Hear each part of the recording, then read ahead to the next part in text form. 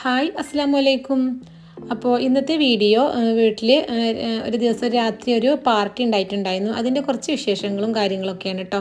അപ്പോൾ വീഡിയോ എല്ലാവരും സ്കിപ്പ് ചെയ്യാതെ തന്നെ കണ്ടു നോക്കുക. ഇഷ്ടമാണെങ്കിൽ എന്തായാലും ലൈക്ക് ചെയ്യാനും ഷെയർ ചെയ്യാനും എന്തെങ്കിലും കമൻറ്റായിട്ട് അറിയിക്കാനും മറക്കരുത്. പിന്നെ സബ്സ്ക്രൈബ് ചെയ്യാത്തവരുണ്ടെങ്കിൽ ചാനൽ ഒന്ന് സബ്സ്ക്രൈബ് ചെയ്ത് സപ്പോർട്ട് ചെയ്യാം. അപ്പോൾ വീഡിയോ കണ്ടോക്കാം. അപ്പോൾ ആദ്യം തന്നെ ഞാൻ പുഡിംഗ് ആണ് കേട്ടോ റെഡിയാക്കിയിട്ട് എടുക്കുന്നത്. ബട്ടർ പുഡിംഗ് ആണ്. അപ്പോൾ 1 ലിറ്റർ പാലിലാണ് ചെയ്യുന്നത്. അപ്പോൾ അതിലേക്ക് ഞാൻ ഒരു 200 ml കണ്ടൻസ്ഡ് മിൽക്കും അതുപോലെ തന്നെ ഒരു 12 ഗ്രാം ചൈന ഗ്രാസ് മെൽറ്റാക്കിയതും കൂടി ചേർത്തിട്ട് അത് നല്ലോണം ഒന്ന് മിക്സ് ചെയ്തെടുക്കുകയാണ് കേട്ടോ. അത് നല്ലോണം ഒന്ന് ചൂടായി വരുന്ന സമയത്ത് പാലിൽ ഒരു 8 ടേബിൾ സ്പൂണ് നമ്മളെ കസ്റ്റാർഡ് പൗഡർ മിക്സ് ആക്കിയതും കൂടി ചേർത്ത് കൊടുക്കുന്നുണ്ട്. ഇനിയിപ്പോൾ അടിയിൽ പിടിക്കാതെ നല്ലോണം ഒന്ന് മിക്സ് ചെയ്തെടുക്കണം.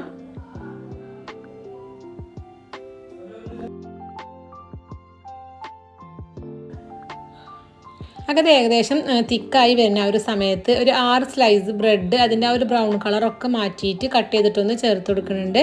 ഇനിയിപ്പോൾ ആ ഒരു കസ്റ്റാർഡും ബ്രെഡും അതൊക്കെ കൂടി നല്ലോണം ഒന്ന് മിക്സ് ചെയ്തെടുക്കാം.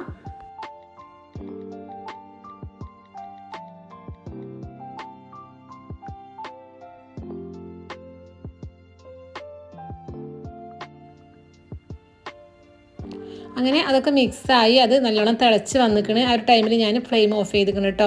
ഇനിയിപ്പോൾ ഇത് ചൂടായാൽ മിക്സിയിൽ നല്ലോണം സ്മൂത്തായിട്ട് അടിച്ചിട്ട് നമ്മൾ പുഡിംഗ് ട്രേക്ക് ഒഴിച്ചു കൊടുക്കുക. മേലെ നട്ട്സ് എന്തെങ്കിലും ഗാർണിഷായിട്ട് വെച്ച് കൊടുക്കുക. സെറ്റ് ചെയ്യുന്ന വീഡിയോ കാര്യങ്ങളൊന്നും പിന്നെ എടുക്കാൻ പറ്റിയിട്ടില്ല.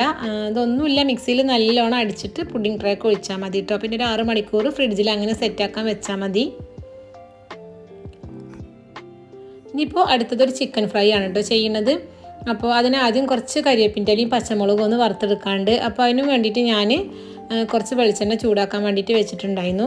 അത് നല്ലോണം ചൂടായി വരുന്ന സമയത്ത് ഞാൻ ഇതിലേക്ക് 2 പിടി നിറച്ചും കരിവേപ്പിൻ്റെ ഇല ചേർത്ത് കൊടുത്തിക്കണേ. ഇത് കുറച്ചധികം ചിക്കനുള്ള കാരണമാണ് കേട്ടോ ഇത്ര അധികം കരിവേപ്പിൻ്റെ ഇല എടുത്തിക്കണത്. പിന്നെ അതിലേക്ക് ഒരു 10-12 പച്ചമുളകും കൂടി ചേർത്ത് കൊടുത്തിക്കണേ. ഇനിയിപ്പോൾ അതെല്ലാതും കൂടി നല്ലോണം ഒന്ന് ഫ്രൈ ചെയ്തെടുക്കണം. ഫ്രൈ ചെയ്യാമെന്ന് പറയുമ്പോൾ നല്ല ബ്രൗൺ കളറായിട്ട് വരണ്ട, അതിൻ്റെ ആ ഒരു ഗ്രീൻ കളർ മാറരുത് കേട്ടോ. ഈ ഒരു ഇതിലാവുമ്പോൾ നമുക്കത് എണ്ണയിൽ നിന്ന് കോരാം.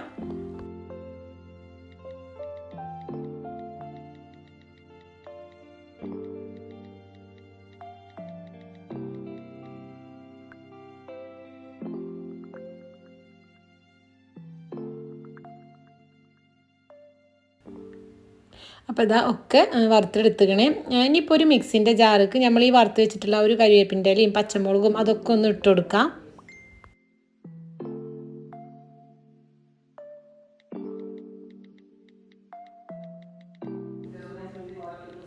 ഇനിയിപ്പോൾ അതിലേക്ക് ഒരു 2 ടേബിൾ സ്പൂൺ പുതിനയിലയും 3 ടേബിൾ സ്പൂൺ മല്ലിയിലയും അതുപോലെ ഒരു 4 അല്ലി വെളുത്തുള്ളിയും ഒരു ഇഞ്ച് വലുപ്പത്തിലുള്ള ഒരു ഇഞ്ചിൻ്റെ കഷ്ണം, അതുപോലെ 2 ടീസ്പൂൺ കുരുമുളകും 1 ടീസ്പൂൺ വലിയ ജീരകവും പിന്നെ 500 ml ഒരു തൈരിൻ്റെ പാക്കിൻ്റെ ഒരു 1/4 ഭാഗം എടുത്തുക്കണം കേട്ടോ. അതും കൂടി ഒഴിച്ചെടുത്തിട്ട് ആവശ്യത്തിന് ഉപ്പും ചേർത്തിട്ട് നല്ല പേസ്റ്റായിട്ട് അരച്ചെടുക്കാം.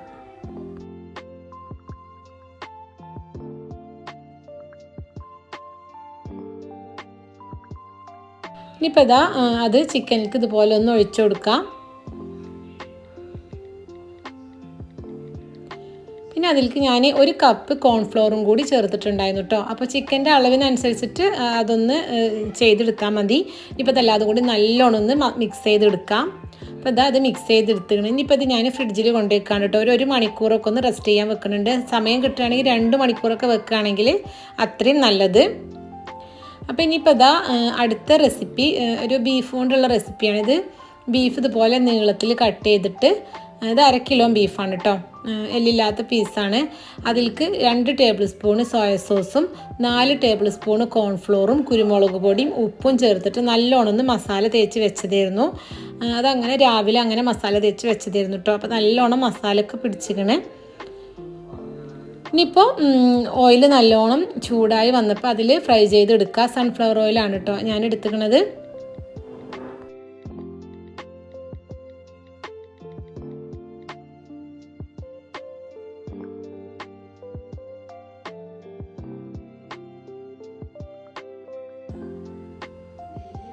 അപ്പോൾ ഇതാ ഇതുപോലെ എല്ലാതും ഒന്ന് ഫ്രൈ ചെയ്തെടുക്കാം.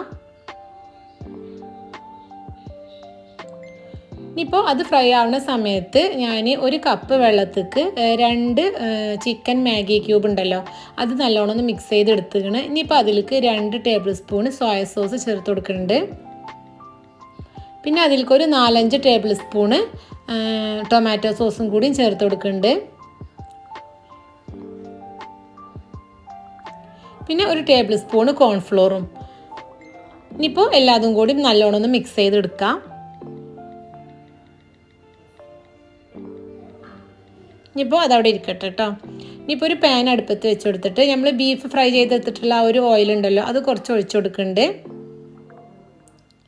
അതൊന്ന് ചൂടായി വന്നപ്പോൾ ഒരു ബൾബ് വെളുത്തുള്ളിയും അതുപോലെ തന്നെ ഒരു 2 ഇഞ്ച് വലിപ്പത്തിലുള്ള ഇഞ്ചിയും ചെറുതായിട്ട് കട്ട് ചെയ്തത് ചേർത്ത് കൊടുത്തിട്ട് അത് നല്ലോണം അതിൻ്റെ ആ ഒരു റോ സ്മെല്ല് മാറുന്നത് വരെ നല്ലോണം ഒന്ന് വഴറ്റി കൊടുക്കാം.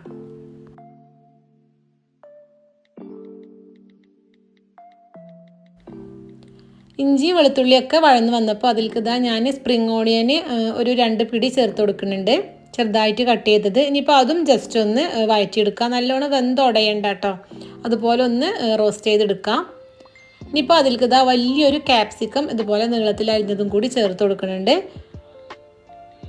ഇപ്പോൾ അതും ഒന്ന് വഴറ്റി കൊടുക്കുക. അതും നല്ലോണം വെന്ത് ഉടയണ്ട, ജസ്റ്റ് ഒന്ന് വഴന്ന് വന്നാൽ മതി.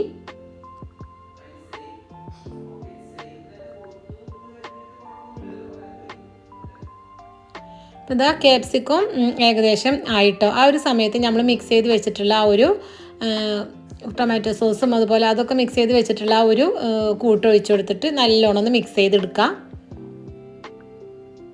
അപ്പോൾ ഇതാ ഇത് നല്ലോണം മിക്സായിട്ട് നല്ല തിക്കായിട്ട് വരുന്നുണ്ട്.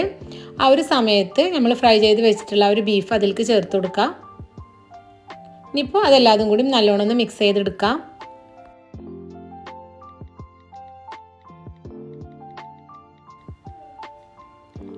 അപ്പോൾ ഇതാ ഇത് നല്ലോണം മിക്സാക്കി എടുത്തുക്കണം കേട്ടോ. ഇപ്പോൾ ലാസ്റ്റ് അതിലേക്ക് കുറച്ച് മല്ലിയിലയും കൂടി ചേർത്ത് കൊടുക്കണം. അതും കൂടി ചേർത്തിട്ട് ഒന്നും കൂടി ഒന്ന് മിക്സ് ചെയ്തെടുക്കാം.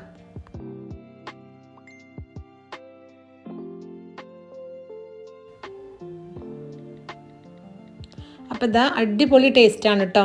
എല്ലാവരും ഒന്ന് ട്രൈ ചെയ്ത് നോക്കി, ഒരു വെറൈറ്റി ഡിഷാണ്. അപ്പോൾ ഇന്നത്തെ ഒരു വീഡിയോ ഇത്രേ ഉള്ളൂ. എല്ലാവർക്കും ഇഷ്ടമായെന്ന് വിചാരിക്കണം. ഇഷ്ടമായിട്ടുണ്ടെങ്കിൽ എന്തായാലും ലൈക്ക് ചെയ്യാനും ഷെയർ ചെയ്യാനും എന്തെങ്കിലും കമൻറ്റായിട്ട് അറിയിക്കാനും മറക്കരുത്. അപ്പോൾ എല്ലാവർക്കും അസ്സലാമു അലൈക്കും.